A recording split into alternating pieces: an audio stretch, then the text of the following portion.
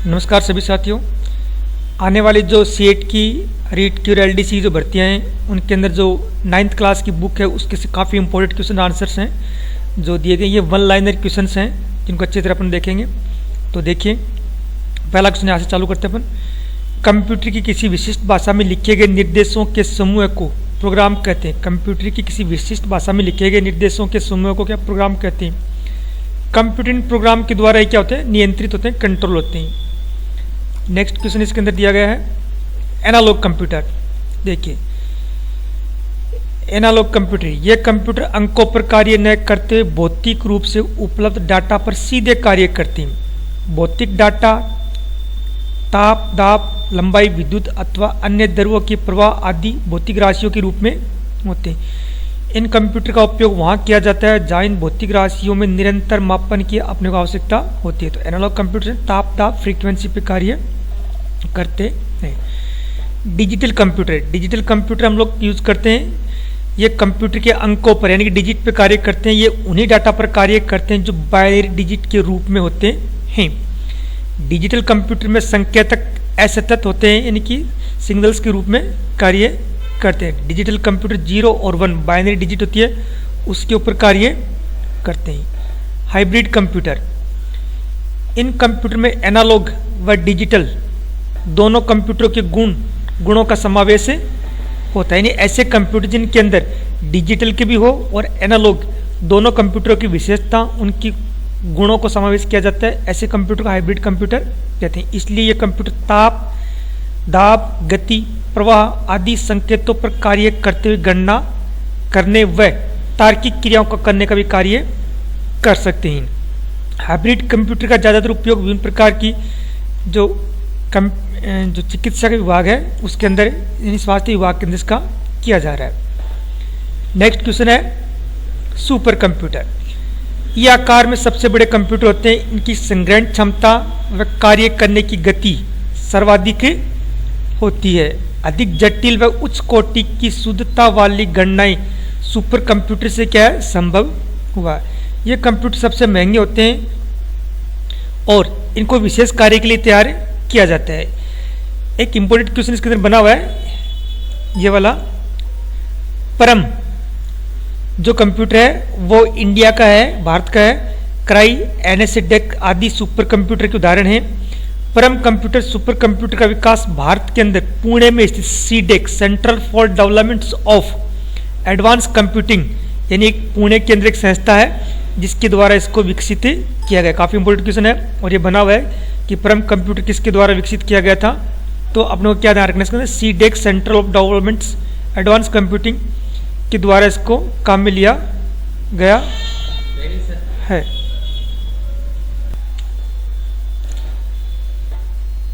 Next question है CDAC central for development of advance computing के द्वारा किया गया था। यह पूर्णतः भारतीय कंप्यूटर है। कौन सा कंप्यूटर? परम जो कंप्यूटर है वो पूर्णतः भारत में विकसित किया गया है, भारत में इसको बनाया गया है।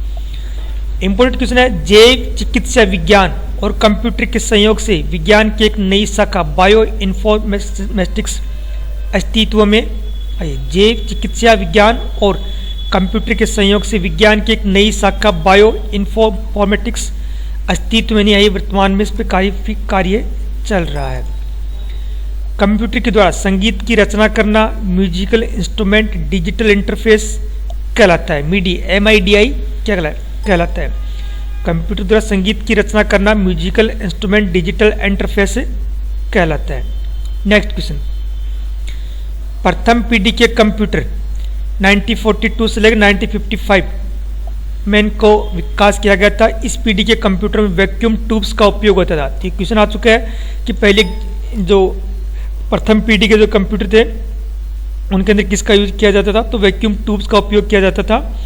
वैक्यूम ट्यूब आकार में बड़ी थी अतः इस पीढ़ी के कंप्यूटर का आकार भी बहुत बड़ा होता था। आंतरिक मेमोरी के लिए चुंबकीय ड्रम होते उनको प्रयुक्त करते थे। इनमें मशीनी भाषा तथा असेंबली भाषा प्रचलित थी। इस पीढ़ी के कुछ प्रमुख कंप्यूटर एनिक्स, एडवेक इत्यादि हैं। द्वितीय पीढ़ी के कंप्यूटर 1955 से लेकर 1964 में द्वितीय पीढ़ी के कंप्यूटर में ट्रांजिस्टरों पर आधारित है। ध्यान रखना पहली पीढ़ी में क्या था, वैक्यूम ट्यूब का उपयोग किया गया था, और जो सेकंड जनरेशन थी उसके अंदर क्या किया था, ट्रांजिस्टर, यानी कि वैक्यूम ट्यूब के स्थान पर ट्रांजिस्टर का उपयोग किया गया था। ट्रांजिस्टर का आविष्कार 1947 में बेल लैबोरेटरीज में द्वारा किया गया था। ट्रांजिस्टर एक सॉलिड स्टेट युक्ति है जो अर्धचालक धातु से बनी हुई होती है। तो ध्यान रखना ये भी काफी इंपॉर्टेंट क्वेश्चन है कि ट्रांजिस्टर किससे बना होता है। तो ट्रांजिस्टर सॉलिड स्टेट युक्ति है जो अर्धचालक धातु से बनी हुई होती है। तृतीय पीढ़ी के कंप्यूटर 1964 से लेकर 1975, इस पीढ़ी के कंप्यूटरों में ट्रांजिस्टरों का स्थान एकीकृत परिपथ आईसी ने ले ली, यानी कि ट्रांजिस्टर के स्थान पे क्या आ गया था, आईसी का यूज किया जाने लगा था, और इसे अपन आईसी के नाम से जानते थे। कौन सी पीढ़ी के अंदर, तृतीय पीढ़ी के अंदर। ध्यान रखना इसमें आईसी का यूज किया गया था। चतुर्थ पीढ़ी के अंदर, चौथी पीढ़ी के अंदर, इस पीढ़ी के कंप्यूटर में बड़े पैमाने में एकीकृत परिपथ यानी कि very large scale integrated circuits VLSI का उपयोग किया गया था। इसकी फुल फॉर्म भी इंपॉर्टेंट है, VLSI, very large scale integrated circuits, तो इसकी फुल फॉर्म का ध्यान रखना। और चतुर्थ पीढ़ी में इसका यूज किया गया था। पहला माइक्रोचिप 1970 में इंटेल कॉर्पोरेशन ने इंटेल 4000 तैयार किया था। तो पहला माइक्रो जो चिप था वो कोइंटेल कंपनी के द्वारा तैयार किया गया था, और 4004 के नाम से इसको जाना गया था। इनपुट युक्ति, इनपुट डिवाइस बोल सकते हैं, इनपुट युक्ति कह सकते हैं। कंप्यूटर सिस्टम में डाटा तथा प्रोग्राम विवरण की प्रविष्टि के लिए प्रयुक्त की जाने वाली युक्तियां इनपुट युक्ति कहलाती हैं। Keyboard, mouse, floppy disk, scanner इत्यादि हैं।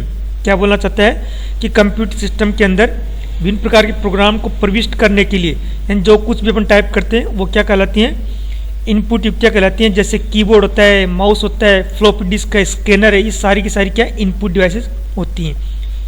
इसके बाद में इसमें देखो आउटपुट डिवाइस, कंप्यूटर सिस्टम से प्राप्त निष्कर्ष, यानी जो कुछ भी आउटपुट होता है उन्हें लिखने तथा उन निष्कर्ष को मानवीय भाषा में प्रस्तुत करने वाली युक्तियां आउटपुट डिवाइस कहलाती हैं। मॉनिटर है, प्रिंटर है, इसके अलावा कुछ बड़े प्लॉटर्स होते हैं, बड़े डिस्प्ले होते हैं, ये सारी की सारी किस श्रेणी में आती हैं, आउटपुट श्रेणी के अंदर आती हैं। तो ध्यान रखना इसका भी। सीपीयू, सेंट्रल प्रोसेसिंग यूनिट, केंद्रीय संसाधन इकाई अथवा सीपीयू, यह कंप्यूटर का दिमाग होता है। यह निर्देशों का क्रियान्वयन करने के लिए उन्हें पढ़ता है, व्याख्या करता है, नियंत्रण करता है और संगणना करता है। वास्तव में हम कंप्यूटर में जो भी निर्देश देते हैं वो पहले किस में जाते हैं, सीपीयू में जाते हैं, और सीपीयू के द्वारा हमारे निर्देशों के ऊपर निष्कर्ष करके मॉनिटर की स्क्रीन के ऊपर डिस्प्ले करवाया जाता है, मॉनिटर स्क्रीन पर दिखाया जाता है।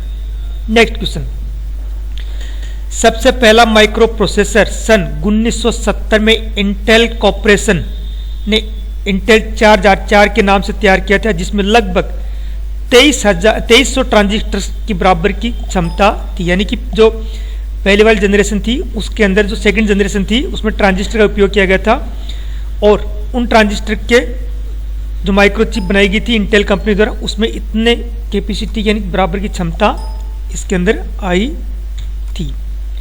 माइक्रो प्रोसेसर लगभग आधे इंच का सिलिकॉन धातु से निर्मित आयताकार टुकड़ा होता है। माइक्रो प्रोसेसर लगभग आधे इंच का सिलिकॉन धातु से निर्मित आयताकार एक टुकड़ा होता है। अंकगणितीय तार्किक इकाई, अर्थमेटिकल लॉजिकल यूनिट, यह यूनिट अंकगणितीय क्रियाएं तथा तार्किक क्रियाएं करती है, यानी विभिन्न प्रकार की मैथमेटिकल जो समीकरण वगैरह डिजाइनिंग तैयार करते हैं, गणितीय क्रिया करते हैं, वो किसके द्वारा की जाती हैं, एएलयू के द्वारा की जाती हैं। अंकगणितीय क्रियाओं को जोड़, बाकी, गुणा, भाग आदि सम्मिलित होते हैं। एएलयू एक ऐसा इलेक्ट्रॉनिक परिपथ होता है जो अंकगणितीय गणनाएं करने में सक्षम होता है। तो ध्यान रखना ये भी काफी इंपॉर्टेंट क्वेश्चन है। मेमोरी, कंप्यूटर के अंदर डाटा स्टोरेज करने के लिए हम लोग किसका यूज करते हैं, मेमोरी का यूज करते हैं। इसके अलावा मोबाइल के अंदर भी अपनी यूज कर सकते हैं। तो मेमोरी क्या है, कंप्यूटर की मेमोरी वह इलेक्ट्रॉनिक स्थान है जहां डाटा, सूचना और प्रोग्राम को संग्रहित रखते हैं और आवश्यकता होने पर उन्हें तत्काल प्रभाव से पुनः प्राप्त भी कर सकते हैं। तो कंप्यूटर की ड्राइव्स के अंदर क्या है, मेमोरी होती है, कंप्यूटर ड्राइव बोल सकते हैं अपन, हार्ड डिस्क ड्राइव के नाम से भी इसको जाना जाता है। नेक्स्ट क्वेश्चन, मुख्य मेमोरी। इसे प्राथमिक मेमोरी अथवा आंतरिक मेमोरी भी कहा जाता है, यानी कि इंटरनल मेमोरी भी कहा जाता है। यह सीपीयू का ये क्या एक भाग होती है। मुख्य मेमोरी तीव्र गति वाली मेमोरी होती है और ये काफ़ी उपयोगी होती है और ज़्यादातर इसी का यूज किया जाता है। जो मेमोरी होती है वो अर्धचालक चिप से बनी हुई होती है। ये इंपॉर्टेंट क्वेश्चन है एग्जाम के हिसाब से। मेमोरी एक अर्धचालक चिप से बनी होती है। रैम में संचित सूचनाओं को हम माइक्रो सेकंड के 10वें हिस्से में पुनः ग्रहण कर सकते हैं। क्वेश्चन इंपॉर्टेंट है, ध्यान रहे। रैम में संचित सूचनाओं को हम माइक्रो सेकंड के 10वें हिस्से में पुनः ग्रहण कर सकते हैं। रैम में डाटा या प्रोग्राम अस्थायी रूप से संग्रहित होते हैं, यानी कुछ समय के लिए होते हैं। कंप्यूटर को बंद यानी कि स्विच ऑफ कर देना, शट डाउन करने पर अथवा विद्युत आपूर्ति बंद हो जाने पर इसमें संग्रहित डाटा क्या है, हट जाते हैं, मिट जाते हैं। इसलिए रैम को अस्थायी या अस्थिर या वोलेटाइल मेमोरी भी कहते हैं। ध्यान रखना है, क्वेश्चन एग्जाम में काफ़ी बार आ चुका है कि कंप्यूटर की अस्थायी मेमोरी कौन सी है, तो रैम है, वो कंप्यूटर की अस्थायी मेमोरी होती है। स्थानीय मेमोरी अथवा रीड ओनली मेमोरी, जिसको हम बोलते हैं रोम या स्थायी मेमोरी। इस मेमोरी में संग्रहित प्रोग्राम परिवर्तित अथवा नष्ट नहीं किया जा सकता, यानी इसमें प्रोग्राम क्या फिक्स होता है, उन्हें केवल पढ़ा जा सकता है, उन्हें रीड किया जा सकता है। यह मेमोरी स्थायी या स्थिर होती है, अतः कंप्यूटर को बंद यानी कि स्विच ऑफ कर दो या शट डाउन करने के बाद भी इसके अंदर विद्युत आपूर्ति बंद हो जाने पर भी इसके अंदर स्थित डाटा नष्ट नहीं होते हैं। तो ये होती है अपनी यहाँ पे रोम। इसके बाद में रोम का उपयोग सबसे अच्छा उदाहरण BIOS basic input output system में किया जाता है। बायोस का मतलब होता है कि कंप्यूटर के अंदर जो बायोस होता है, यानी कि जो कंप्यूटर की जो विंडो होती है वो जो इनबिल्ट करवाई जाती है वो बायोस ही होती है। ईपी रोम, इसकी फुल फॉर्म का ध्यान रखना, erasable programmable read only memory. इस मेमोरी में आवश्यकता होने पर प्रोग्राम को मिटाया जा सकता है और नए प्रोग्राम को डाला भी जा सकता है। इस मेमोरी को मिटाने के लिए पैराबैंगनी किरणों का उपयोग किया जाता है, यानी जो पैराबैंगनी किरणें होती हैं उनका यूज किया जाता है ईपी रोम के अंदर, और उन किरणों से डाटा को मिटाया जाता है और फिर से नए सिरे से लिखा जा सकता है। Double EP ROM, electricity erasable programmable read only memory. इस मेमोरी में प्रोग्राम को आवश्यकता होने पर विद्युत तरंगों के द्वारा मिटाया जाता है और नया प्रोग्राम कंप्यूटर में डाला जा सकता है, ठीक है ना, यानी विद्युत तरंगों के द्वारा। इसके बाद में आती है बाह्य मेमोरी, एक्सटर्नल मेमोरी, या फिर इसको अपन सेकेंडरी मेमोरी के नाम से भी जानते हैं। डाटा को स्थायी रूप से संग्रहित करने के लिए बाह्य मेमोरी की आवश्यकता होती है। इसे द्वितीय मेमोरी या सेकेंडरी मेमोरी भी कहते हैं। यह मेमोरी चुंबकीय अथवा प्रकाशीय होती है। इसमें संग्रहित डाटा हमेशा सुरक्षित रहता है तथा कंप्यूटर को बंद करने पर भी नष्ट नहीं होता है। Hard disk, floppy disk, magnetic tape आदि द्वितीय मेमोरी के क्या है उदाहरण हैं। इन्हें द्वितीयक संग्रहण युक्तियां भी कहते हैं, सेकेंडरी स्टोरेज डिवाइस के नाम से भी इसको जाना जाता है। तो ये काफी इंपॉर्टेंट क्वेश्चन है, इसको थोड़ा सा ध्यान रखना। नेक्स्ट क्वेश्चन देखो, मेमोरी में सूचना बिट के रूप में संग्रहित की जाती है। कंप्यूटर में जो भी अपन डाटा होते हैं मेमोरी के अंदर स्टोर करते हैं वो हमेशा क्या है, बिट के रूप में संग्रहित की जाती है। बिट बाइनरी डिजिट्स से मिलकर बना हुआ एक शब्द है। कंप्यूटर की पूरी आंतरिक क्रिया बाइनरी अंक प्रणाली यानी कि बाइनरी नंबर सिस्टम पर ही आधारित होती है, 0 और 1 पे ही आधारित होती है। बाइनरी अंक प्रणाली में केवल 2 ही अंक होते हैं, 0 व 1 होते हैं। मेमोरी मापन बाइट इकाई का उपयोग किया जाता है। मेमोरी मापने के लिए बाइट का उपयोग किया जाता है। 8 बिट से मिलकर 1 बाइट का निर्माण किया जाता है। इंपॉर्टेंट क्वेश्चन है। 8 बिट से मिलकर 1 बाइट का निर्माण होता है। बिट और बाइट के बीच में एक इकाई और होती है जिसको हम बोलते हैं निब्बल। ये क्वेश्चन एग्जाम में आ चुका कई बार। बिट और बाइट के बीच में एक और इकाई जिसको हम बोलते हैं निब्बल्स। एक निब्बल में 4 बाइनरी अंक होते हैं, अतः यह बाइट की आधी होती है, यानी कि एक बाइट की आधी क्या होगी, 4 बिट होती है। बिट मेमोरी की सबसे छोटी इकाई बाइनरी अंक प्रणाली, इसमें 0 अथवा 1 का ही मान होता है। निब्बल द्वारा आगे क्वेश्चन है, 4 बिट के समूह को अपन क्या बोलते हैं? निब्बल बोलते हैं। इंपोर्टेंट क्वेश्चन है, ध्यान रखना। 4 बिट के समूह को क्या बोलते हैं? निब्बल कहते हैं।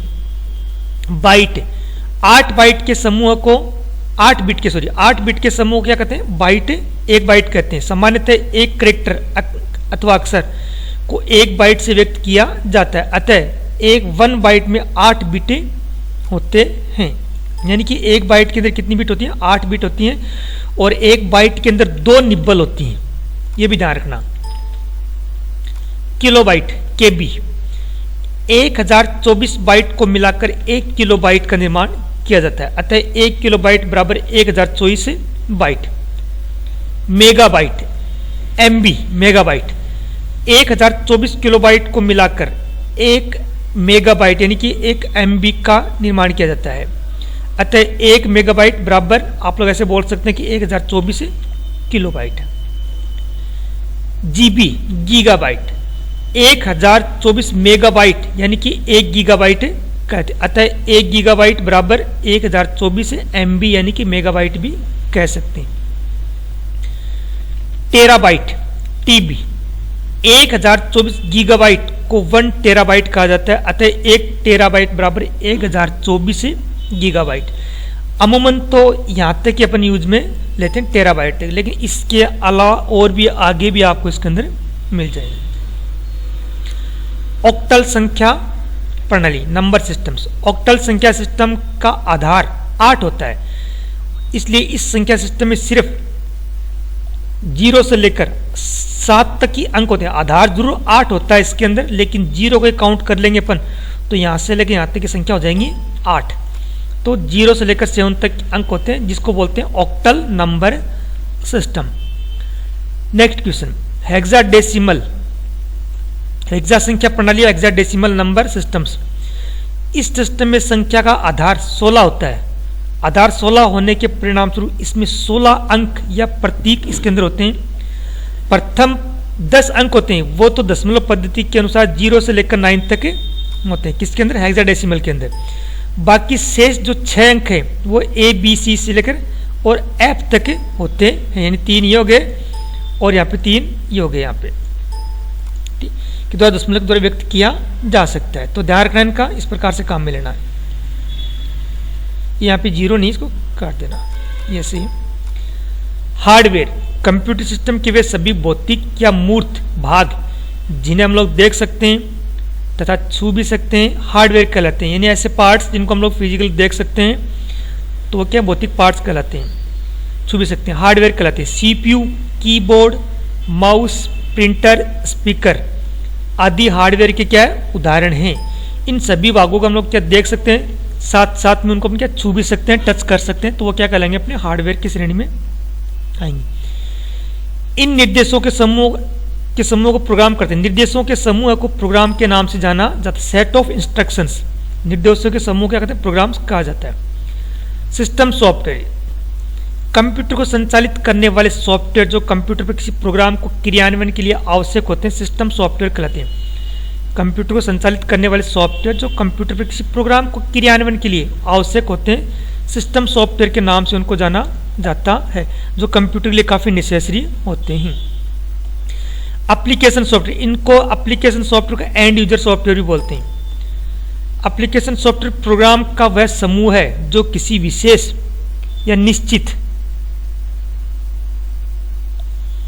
एप्लीकेशन सॉफ्टवेयर प्रोग्राम का वह समूह जो किसी विशेष या निश्चित कार्य करने के लिए उद्देश्य से बनाया जाता है। कार्य के आधार पर इनका निर्माण किसी भी भाषा में किया जा सकता है। डॉक्टर है, कोई इंजीनियर है, डिजाइनर है, कोई एडवोकेट्स वगैरह हैं, या फिर कोई इस प्रकार चिकित्सा विभाग के अंदर या कोई इस प्रकार के सीए वगैरह के अंदर, चार्टर्ड अकाउंट्स वगैरह के अंदर, तो इनका यूज़ करते हैं। तो एप्लीकेशन सॉफ्टवेयर वो सॉफ्टवेयर होते हैं जिनको किसी प्रोग्राम विशेष के लिए तैयार किया जाता है और पर्टिकुलर कार्य के लिए इनका यूज कर सकते हैं। इनको एंड यूजर सॉफ्टवेयर के नाम से भी जाना जाता है। निम्न स्तरीय या मशीनी भाषा को लो लेवल लैंग्वेज के नाम से जाना जाता है। मशीनी भाषा, दोबारा देखिए यहाँ पे, कंप्यूटर की वह भाषा होती है जिसमें कंप्यूटर समझता है। कंप्यूटर सिर्फ बाइनरी 0 और 1 की भाषा को समझता है। इस भाषाओं के द्वारा मशीन से सीधे संपर्क होता है, इसलिए इसे मशीनी भाषा भी कहा जा सकता है। उच्च स्तरीय भाषा, ये अपनी नॉर्मल लैंग्वेज भी बोल सकते हैं चाहो तो उसको। उच्च स्तरीय भाषा में अंग्रेजी भाषा के जैसे शब्दों का उपयोग होता है, जिसमें प्रोग्राम को समझना व लिखना काफ़ी आसान होता है। यानी कि अपनी जो भाषा होती है वो क्या हाई लेवल लैंग्वेज होती है, जिसको हम बोलते हैं उच्च स्तरीय भाषा, और इसी में प्रोग्राम हम लोग लिखते हैं और उसको टाइप भी करते हैं। उच्च स्तरीय भाषा के मुख्यतः कौन कौन सी हैं? सी है, C++ है, जावा है, विजुअल है, और भी कई प्रकार की भाषाएं होती हैं जो उच्च हाई लेवल लैंग्वेज के नाम से इनको जाना जाए, जिसके अंदर प्रोग्रामिंग वगैरह की जाती है, सॉफ्टवेयर डेवलपमेंट का कार्य किया जाता है, ऐसे बोल सकते हैं आप लोग चाहो तो। नेक्स्ट क्वेश्चन देखिए, भाषा संसाधक लैंग्वेज ट्रांसलेटर, ये ऐसे प्रोग्राम है जो एक भाषा के निर्देश स्वीकार कर अन्य भाषा में उसके समतुल्य निर्देश तैयार करते हैं। कंपाइलर, इंटरप्रेटर, असेंबलर, ये सारे के सारे क्या है? भाषा ट्रांसलेटर हैं, लैंग्वेज ट्रांसलेटर इनको अपन बोलते हैं, जिनका अलग अलग कार्य किया जाता है। जैसे यहाँ पे कंपाइलर दिया गया है। कंपाइलर क्या कार्य करता है? ये एक ऐसा सिस्टम सॉफ्टवेयर है जिसका उपयोग उच्च स्तरीय प्रोग्रामिंग भाषा की मशीनी भाषा में परिवर्तित करने का कार्य करता है। ये क्या बोल रहा है? ये एक ऐसा सिस्टम सॉफ्टवेयर है जिसका उपयोग उच्च स्तरीय प्रोग्रामिंग भाषा की मशीनी भाषा में परिवर्तित करने के लिए किया जाता है। इंटरप्रेटर, ये भी एक भाषा ट्रांसलेटरी है जो उच्च स्तरीय प्रोग्रामिंग भाषा को पंक्ति दर पर यानी कि लाइन बाय लाइन, पंक्ति दर पंक्ति मशीनी भाषा में परिवर्तित करता है, जिसे इंटरप्रेटर के नाम से जाना जाता है। और इसके बाद में इसमें दिया गया असेंबलर। नेक्स्ट क्वेश्चन, ये असेंबली भाषा में लिखे गए प्रोग्राम को मशीनी भाषा में परिवर्तित करता है। असेंबली भाषा में लिखे गए प्रोग्राम को किस में कन्वर्ट करता है? मशीनी भाषा में परिवर्तित करता है।